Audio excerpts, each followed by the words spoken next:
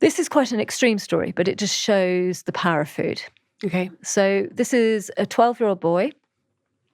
I'll call him Tom. Yeah. That's not his real name. Tom has been excluded from 5 schools. Essentially, his parents have been told that it is likely he will not be able to go to school. And if he did, his behaviour is so severe that it may have a 10-foot wall, as in, he's really not good. So his typical day was to take an ADHD medication in the morning, and that would regulate him a bit.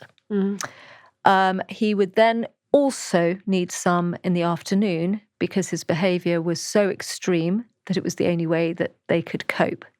Now, this behaviour, he was essentially eloping, escaping from the house every evening, going to the local petrol station, binging on sugar and crisps and whatever, going completely hyperactive, jumping on cars, jumping on roofs, throwing sticks and stones, basically completely dysregulated.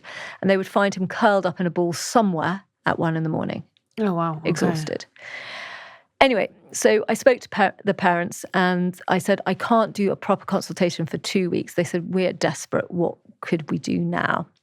So I said, what does he eat? And he said, well, we're allergic to nuts and we can't have gluten in the house. But he does love pizza and he loves hot chocolate.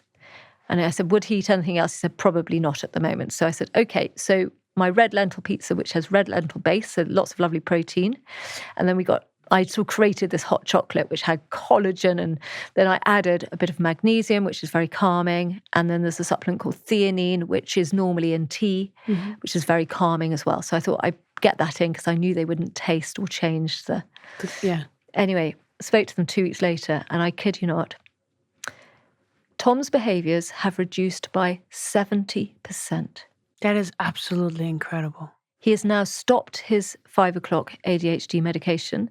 He's now fast asleep by 8 o'clock every evening, and he's eating food like gusto. He's just loving his food. That's just an incredible story. Yeah. So that was the beginning. Yeah. So, he's doing very well now. But it's just, I think it's important to talk about an extreme story because then you sort of see, well, actually, I might be able to do that for my child who's just mildly, unfocused or whatever.